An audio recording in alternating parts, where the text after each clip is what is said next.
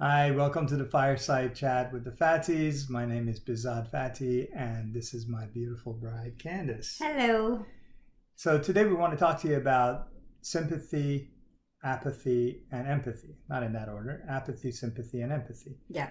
Um, why do we want to talk about that, baby? Well, the reason why we want to talk about that is that people are trying to have difficult conversations right now. Yeah. You know, our country is in turmoil, our world honestly is in turmoil. And for us to be able to have those difficult conversations, we need to know, we need to have the tools of being self aware of what is apathy, what is sympathy, and what is empathy. And it's easy to confuse them, definitely sympathy and empathy. So let's talk about defining them. I know you had an example from Brene Brown that might help. Yes. So I love Brene Brown, and Brene Brown talks about how, when we're in a vulnerable place, when we are feeling vulnerable, when we're feeling grief, it's like you fall into a pit. And when you're in that pit, you have three different friends that walk by. So your apathetic friend walks by and there's no acknowledgement, right? Walk on by. Yeah. And you wish they were at least singing you a song or something, but it's like silence. And, and you see that a lot even on social media where people are really just tuned out. Well, people are tuned out, but then, the communities that are in grief, the communities that are feeling, that are in the pit, they're like, dude, like say something, right. So that's apathy. Right. Apathy is very damaging. Yep.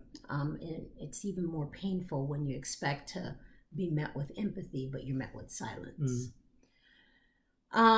Sympathy is better. Your sympathetic friend sees you in the pit and, they're up there, you're down here. And, they're like, oh, Candace, hey, man, you're, wow, you're in the pit. Yes, I'm in the pit. It reminds me of Arrow. Zithakalak. Okay. Anyways, sorry. So, they see you in the pit and they're like, man, I feel sorry for you. It's like, yes, thank you. And they keep walking. And then they keep walking. Yeah. And it's like, thank you, bro, and they're gone, And then your third friend is your empathetic friend. And, they see you in the pit and, Candace, you're in the pit. Yes, I'm in the pit. And boom, they jump into the pit with you. Yeah. And, those, what Brene Brown said in the little cartoon was how, you're like, dummy, you should have stayed up there. Why did you jump down in the pit with me? And the person tells you, your empathetic friend tells you, it's okay, man. I've been in pits before. I'm going to show you the way out. Right. And I think therein lies the difference, because a lot of times people feel like, well, I haven't been in this particular pit. Bravo. So I can't relate, So right. This is not my pit. I've had a different kind of pit, so I can't relate to your pit. Yeah. And think about how ridiculous that sounds. Like if you were... We had an example about cancer.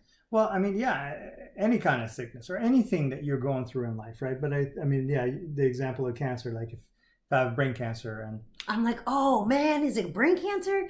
Yeah, I've never been through that, bro. I only have grief and sympathy and empathy. I only have empathy for people who have breast cancer. Yeah. Doesn't work. That would be ridiculous. It sounds really ridiculous. And, yeah.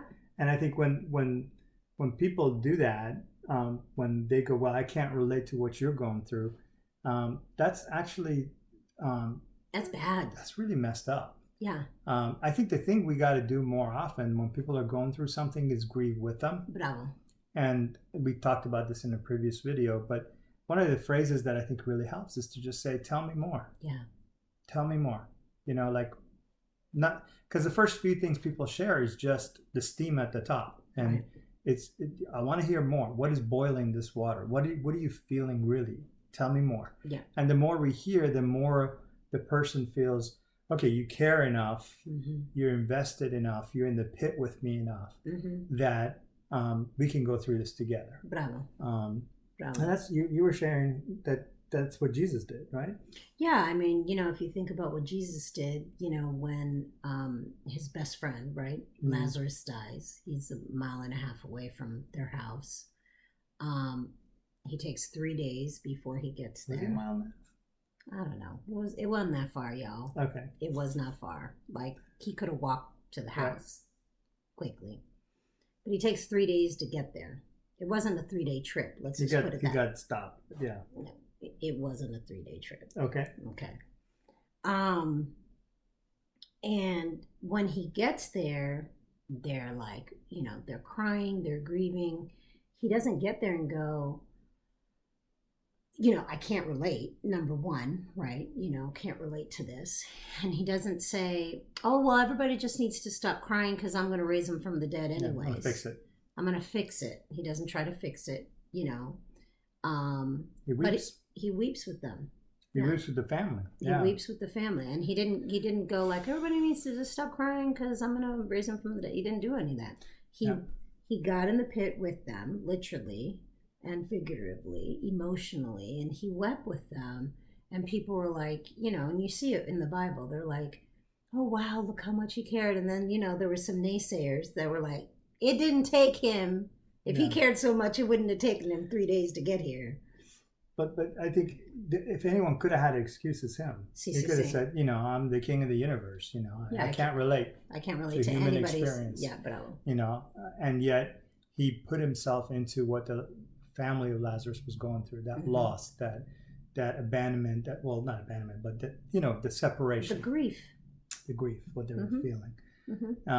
So I think it's a time to really, we've kind of combines everything we've talked about, grieving, leaning in. It's a time to lean in into empathy, and it's a time more than ever to put ourselves into the shoes of others. Our brothers and sisters all around us are suffering. Our African American brothers and sisters are in pain. And it's not a time to go, well, I can't relate. And what are you going to do? Wait 400 years before you can relate, for what they've been through? Nope. You have to be in the same position and live all the difficulties they've had with brutality before you can go, I relate. Don't do that. No, right?